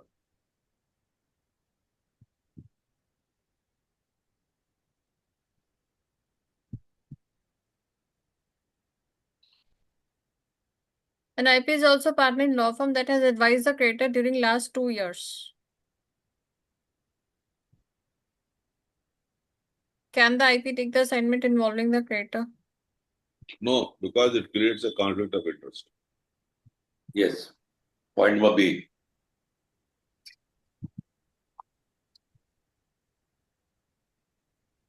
Because you are going to last 2 years now, madam. Yes. Sir actually law form में तो इन्होंने परसेंटेज अगर फुलफिल नहीं हो रही है तो कवर नहीं होंगे ना, तो परसेंटेज देखनी है। लॉ फॉर्म में तो स्पेशली है 5% और more of the gross turnover of such form. Law form में परसेंटेज देखनी है, अगर आप ऑडिट फॉर्म में हो तब आपको ईयर्स देखने हैं। I think so. ये कहाँ लिखा हुआ है? आप रेगुलेशन 3 की बात कर रही है मैडम? सर रेगुलेशन 3 में कवर हो रहा है ना लॉ फॉर्म, तो उसमें लिखा है अगर लॉ फॉर्म, अगर आप एडवाइस कर रही है लॉ फॉर्म, तो उनको तो अपना टर्नओवर का परसेंटेज अगर सेटिस्फाई हो रहा है तभी वो आईपी नहीं बन सकते, अदरवाइज तो बन सकते हैं। मतलब अगर बिलो 5% ऑफ ग्रॉस टर्नओवर है तब तो बन सकते हैं। चाहे वो 2 ईयर, लास्ट 2 ईयर या लास्ट 3 ईयर्स में देखना है कि टर्नओवर का परसेंटेज क्या है। एडवाइस बट ये एडवाइस सीडी के लिए है कि क्रेडिटर्स, यहाँ पे क्रेडिटर्स का दिया हुआ है, क्रेडिटर्स और सीडी एक ही तो नहीं होंगे, सीडी अलग है, क्रेडिटर अलग है। क्योंकि यहाँ हाँ, क्रेडिटर्स तो की बात, कॉर्पोरेट डेटर की बात करता है रेगुलेशन 3 में तो। हाँ हाँ, वो तो कॉर्पोरेट डेटर की बात कर रहा है, बट ये क्रेडिटर्स की बात कर रहा है। और क्रेडिटर वो वहां पर आ जाएगा, फिर कोड ऑफ कंडक्ट में देखना पड़ेगा आपको। भाई जो रेगुलेशन 3 है ना, रेगुलेशन 3 तो सीडी के साथ ही रिलेशनशिप की बात करता है। सर फिर सीडी उसमें से अलावा अगर कुछ देखना है आपको, तो फिर आप कोड ऑफ कंडक्ट में जाओ। फिर वो रेगुलेशन 8 में कवर हो जाएगा कि डिस्क्लोज करना पड़ेगा आपको हाँ, स्टेक होल्डर। चलो अब एक बात और बता दो कि रेगुलेशन 8 में पीरियड कहाँ लिखा हुआ है? फिर इसमें तो सिंपल ये लिखा है जब आपकी अपॉइंटमेंट होती है तब से। यहाँ कहीं पीरियड लिखा है क्या? 3 साल?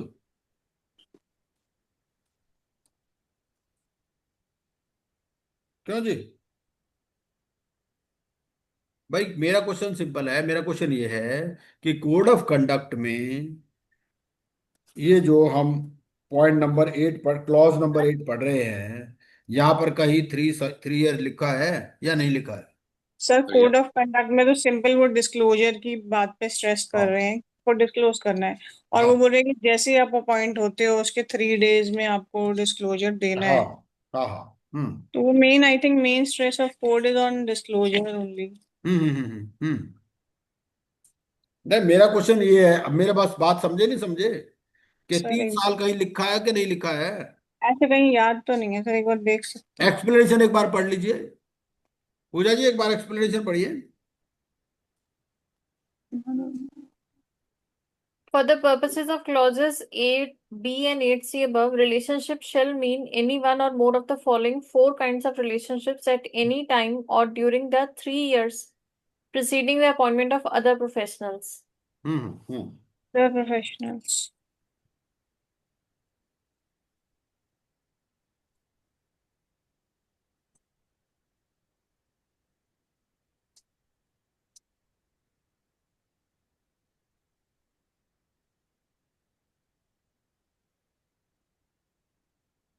ये 8C के साथ में लिख दिया, ठीक है। तो 8C में तो क्लियर हो गया कि 8C में आपको 3 ईयर्स का देखना है ना? 8C में तो हो गया ना ये। 8C में क्या कह रहा है? 8C में कह रहा है कि जो अदर प्रोफेशनल है, अदर प्रोफेशनल कौन है? कोई वैल्यूअर है, कोई फोरेंसिक ऑडिटर है, उसका रिलेशनशिप है मान लीजिए इंसॉल्वेंसी प्रोफेशनल के साथ में, है ना? तो वो आपको बताना है। तो 8C में तो हो गया 3 ईयर्स, और 8B में भी 3 ईयर्स है, लिखा ना क्लॉजेस 8B एंड C। तो मेरा जो क्वेश्चन था कि कितना पुराना रिलेशनशिप होना चाहिए, वो यहाँ पर बात आ गई ना, लिखा हुआ है ना। भाई हमें तो लिखे हुए पे विश्वास करना है, कौन क्या बोल रहा है कोई फर्क नहीं पड़ रहा, हो सकता है मैं भी गलत बोल रहा हूँ। आपको पढ़ करके ही विश्वास करना है। वहां पर हमने ढूंढ लिया कि 3 ईयर्स लिखा है 8B में भी और 8C में भी, है ना? तो हमारा जो क्वेश्चन होगा वो भी अकॉर्डिंगली हम आंसर कर पाएंगे। भाई हम पहले पूछेंगे भाई 3 साल के अंदर रिलेशनशिप है, 3 साल के बियॉन्ड है? 3 साल के बियॉन्ड तो कोई हमारा कोई ऑब्लिगेशन ही नहीं है। क्यों जी? बट सर इसमें अपॉइंटमेंट तो एक्सेप्ट कर सकते हैं, बट आपको डिस्क्लोजर डिस्क्लोजर करना है, देना, हाँ बिल्कुल ठीक है, सही। क्योंकि ये तो क्वेश्चन तो नहीं, ये है मेरा कि क्वेश्चन ये है ना कि अगर 5 साल पुराना होता तो क्या हो, तो आप डिस्क्लोजर देना है कि नहीं देना, दिस इज द क्वेश्चन। हाँ, बट ये क्वेश्चन का जो रिप्लाई है उसमें ये नहीं आ रहा है डिस्क्लोजर देना है कहीं पे भी, यहाँ तो ये आ रहा है कि can he accept the appointment, can he accept the, hmm can he take the assignment. Question hmm. Assignment करे हाँ, और आप क्वेश्चन भी थोड़ा सा ठीक करना पड़ेगा, हम्म, है ना जी? चलिए आगे चलते हैं। कोई बात नहीं, देखो डिस्कशन से ही सब चीजें उभरती हैं। पर्पस ये है कि ये नहीं कि हम क्वेश्चन सही आंसर करें या नहीं, पर हमें पढ़ना आ जाए, और कहाँ से पढ़ना है कैसे पढ़ना है, दैट इज मोर इम्पोर्टेंट। पढ़ लेंगे तो सब लोग आंसर कर सकते हैं, इसका ऐसी बात नहीं है। पर Yes, पहले sir. तो ये है कि Like हमें you पढ़ना said, क्या है, कहाँ से पढ़ना है, कैसे permutations पढ़ना है, and that is important. combinations देखना sir. हाँ जी। Like you said, permutations and combinations देखना है. हाँ, For वो सारी example, चीज in देखनी है, second मतलब वाला इतना। में है, हाँ Madam has written last 2 years, so we must change it to last 4 years. नहीं, Then another point is Trisha Sood ji has raised very valid point कि भाई यहाँ ये एक्सेप्टेंस ऑफ अपॉइंटमेंट की बात हो रही है, डिस्क्लोजर ऑफ रिलेशनशिप की बात हो रही है, वो भी correct. इंपॉर्टेंट है। Yes, तो sir. इस क्वेश्चन को हम 2 पार्ट्स में डाल सकते हैं, एक तो कैन टेक द अपॉइंटमेंट, और फिर दूसरा ये कि भाई whether disclosure is required. There could be a situation where he could take the appointment but disclosure में भी रिक्वायर्ड, ऐसा भी है ना? पॉइंट यहां पर ये है।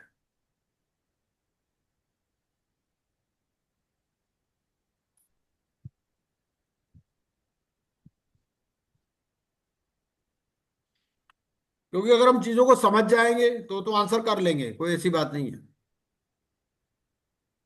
चलिए madam, next question. Independence of an IP means following only the directions of COC, acting free from bias or influence, taking instructions only from the IBBI, or delegating all work to third parties. But B. B. From bias. Acting free from bias. If an IP is appointed by a financial creditor who is also a relative, what should the IP do? C. Reject the assignment to maintain independence. Accept the assignment, accept only after disclosure, reject the assignment to maintain independence, proceed with verbal consent from COC. I think it should be C.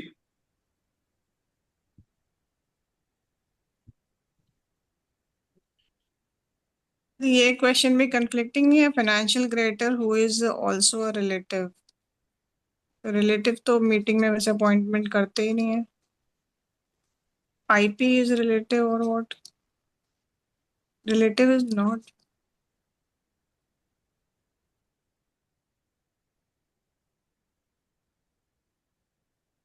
नहीं, it says that the अगर financial- ऐसा कोई financial creditor है जिसने कि IP के लिए appointment के लिए प्रपोज किया है और वो रिलेटिव भी है उसका, relative, madam. Financial creditor is relative.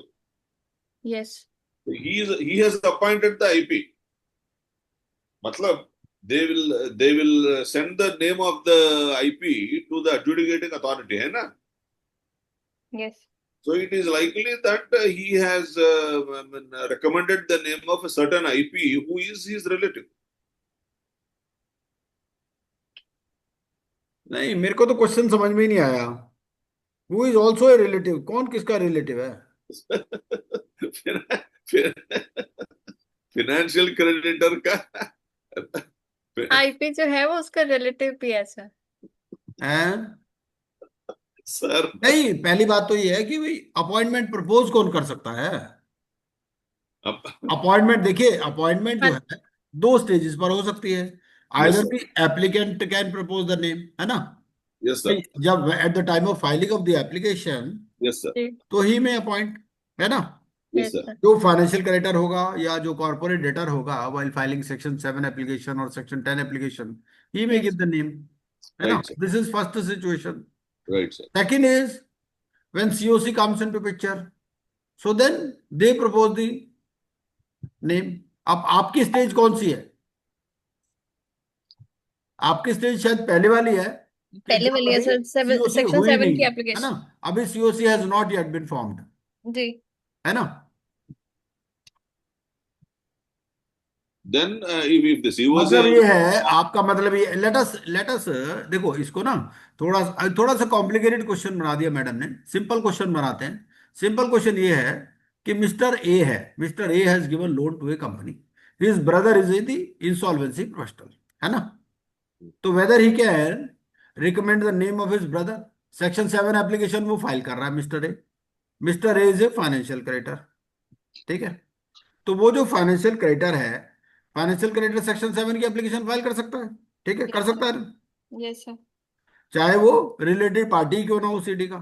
अब उसका ब्रदर रिलेटिव है, उसका ब्रदर जो है वो एक इंसॉल्वेंसी प्रोफेशनल है। तो आपका क्वेश्चन ये है कि अपने ब्रदर का नाम वो प्रपोज कर सकता है या नहीं कर सकता? तो अब इसका आंसर कीजिए, कर सकता है नहीं कर सकता? ब्रदर है तो नहीं कर सकता सर, कहाँ लिखा है? Related party. नहीं, रेगुलेशन 3 पे जाओगे आप? सर तो रेगुलेशन 3 पे जाओ, क्या कहता है? शेड्यूल में रेगुलेशन है ना सर? हाँ, right sir, not a related party of the CD. CD CD की बात कर रहे हैं ना वो तो, हम तो फाइनेंशियल क्रेडिटर की बात कर रहे हैं। हम सीडी की बात ही क्या कर रहे हैं, हम तो सीडी की बात ही नहीं कर रहे।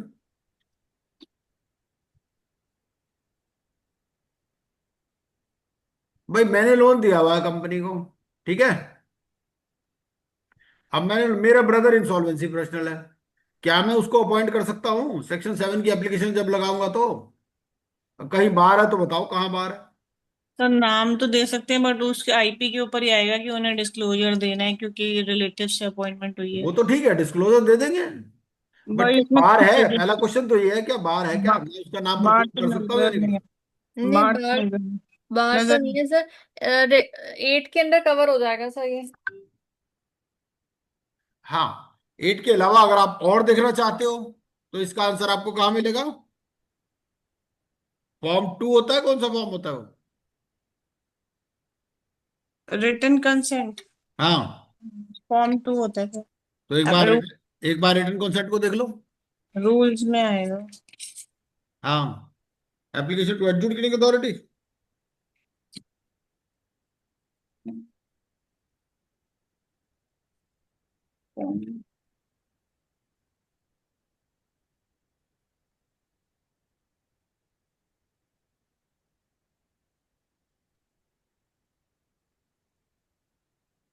फॉर्म 2 है ना? सर पेज 208 है, हाँ, 218। रिटर्न कम्युनिकेशन, ठीक है।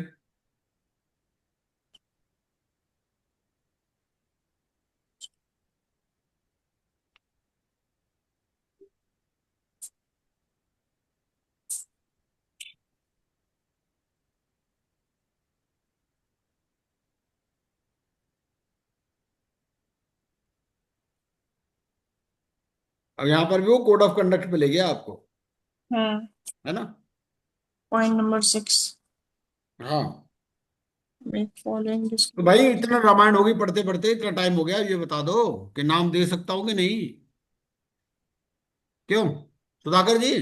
Sir, सर ये फर्स्ट देखो, है इसमें बी, सर मैंने इसमें बी होगा बी। है, आई थिंक क्वेश्चन नंबर 4 है ना sir, with disclosure. Be yes. होगा ना, except only with disclosure. Hmm. हाँ वही लग रहा सी नहीं होगा इसका, है। बता रहे थे ना पहले, सी नहीं होगा बी होगा। और right. अगर आप आपसे वही डायरेक्टली पूछ लेता है कि भाई whether financial creditor can propose the name of his brother as is IP.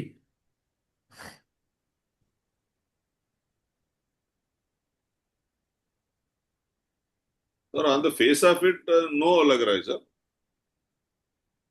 भाई फेस ऑफ इट से क्या होता है? आपको कोड ऑफ कंडक्ट पढ़ना पड़ेगा ना, सेक्शन में बताओ कहाँ लिखा है बात। Yes sir.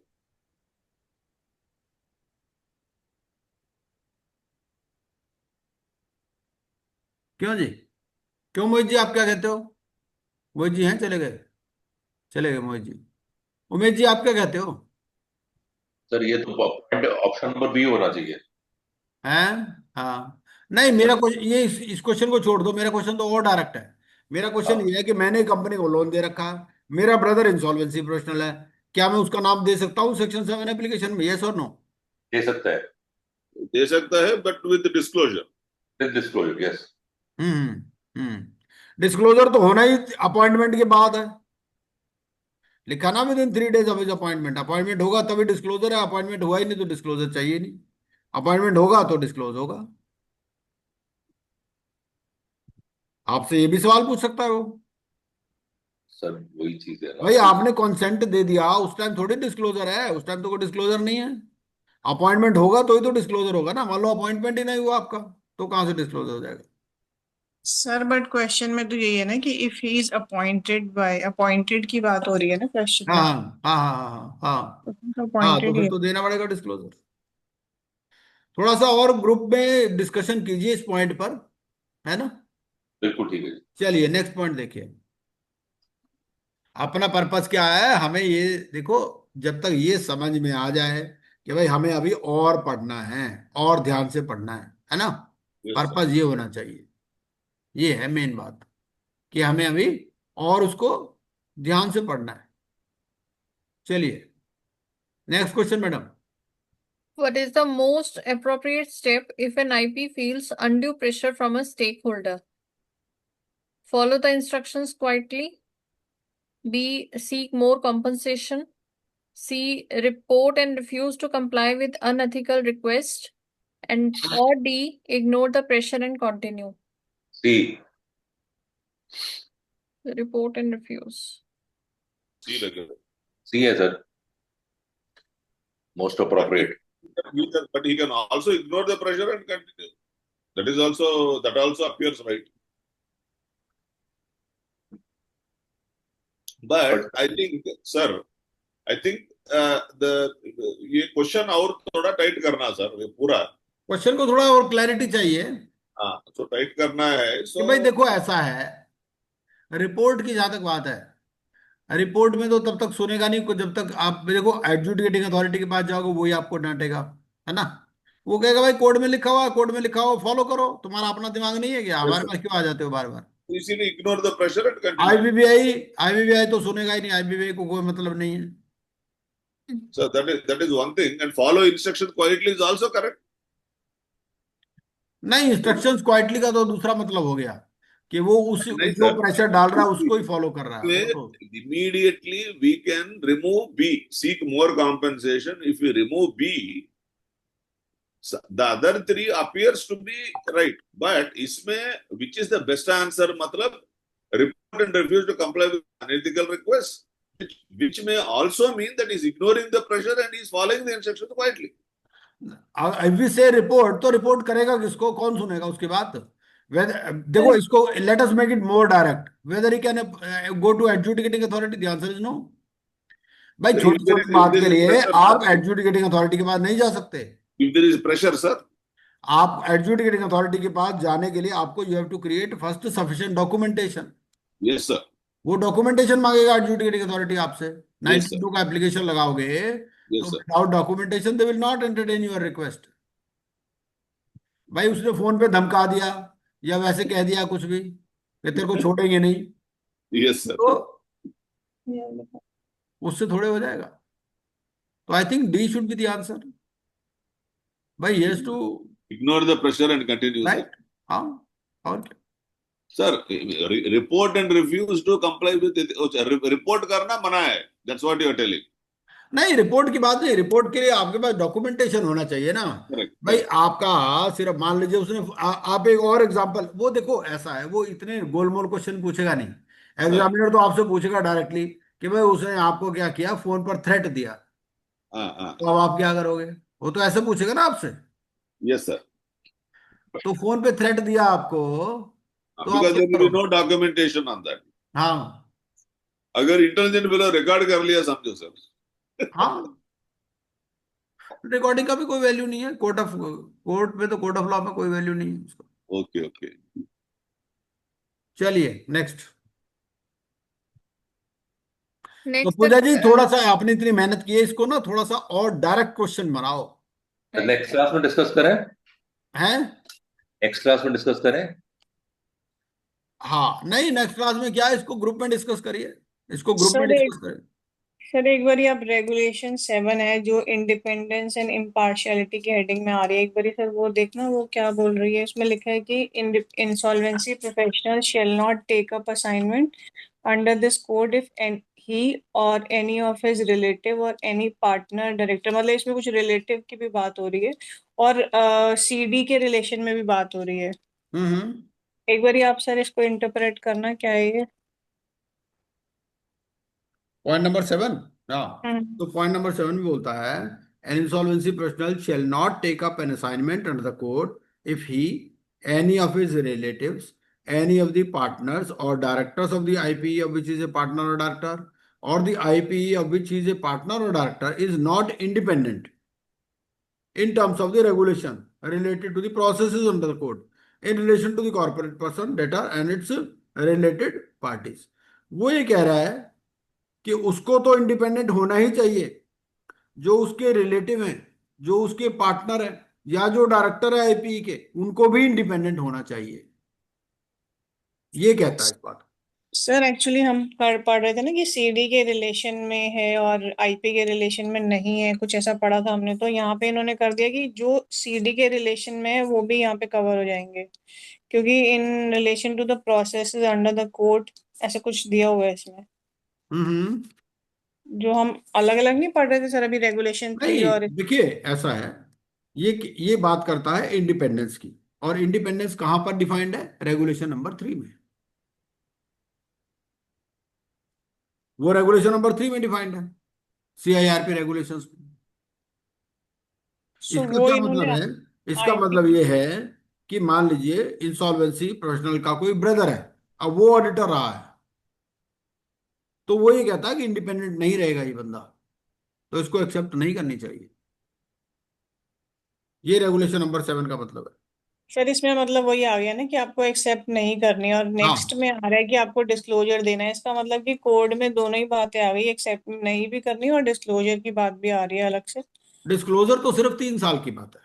हाँ, और ये इन्होंने वैसे दे दिया 7 में कि डिस्क्लोजर में तो आप। अलग अलग पॉइंट दे दिया ना, डिस्क्लोजर में तो परसेंटेज दे दी, यहाँ तो परसेंटेज दे दी ना। डिस्क्लोजर में डिफाइन कर दिया कि कब डिस्क्लोज करना है, 3 साल में होना चाहिए, फिर 5% होना चाहिए, है ना, या शेयर होल्डर, डायरेक्टर, केएमपी या पार्टनर हो रिलेटेड, तो वो सारी चीजें मिक्स है मतलब। नहीं, आपका पॉइंट बिल्कुल वैलिड है कि हमें इंडिपेंडेंस जो कोड ऑफ कंडक्ट में है सिर्फ आईपी की नहीं देखनी, उसके ब्रदर की भी देखनी है, उसके पार्टनर की भी देखनी है, डायरेक्टर की भी देखनी है, कि वो भी इंडिपेंडेंट होने चाहिए सीडी से। बिल्कुल सही, very valid point. Yes madam please. Next on disclosure. आज बस यही खत्म करें, काफी लेट हो गया मेरे को लग रहा है, टाइम Right. का भाई ध्यान काफी नहीं लेट हो किया। गया सर, नेक्स्ट मैं कर लेता हाँ, हूँ। टाइम का ध्यान नहीं किया हमने, कोई बात नहीं। तो हम इसको करते हैं कि ग्रुप में डिस्कस करते हैं, फिर नेक्स्ट मीटिंग के बारे में मैं बता दूंगा, है ना। Right. हाँ, ओके जी, good night. Thank you sir, good night. और चलो, अच्छा डिस्कशन हो गया आज, ठीक है। Yes, sir. Thank you points so clear much. हो गए काफी। Special thanks to Trisha Sood जी। त्रिशा सूद जी, बहुत वैलिड पॉइंट रेज कर रहे हैं आप, बहुत अच्छा पॉइंट रेज किया आपने। Sir but I am not sure, इसलिए मैं आपसे पूछ ही रही हूँ। नहीं नहीं नहीं, बिल्कुल ठीक है। देखो, मैं भी श्योर नहीं हूँ, हमारे यहाँ कोई भी श्योर नहीं है, श्योर तो कोई होता ही नहीं, होते ये है कि we should read and we should reread, वो यही है कि कभी भी wherever in doubt please go to the book, please open the book, तभी सही रहता, ये है और क्या। Right, sir. ओके जी।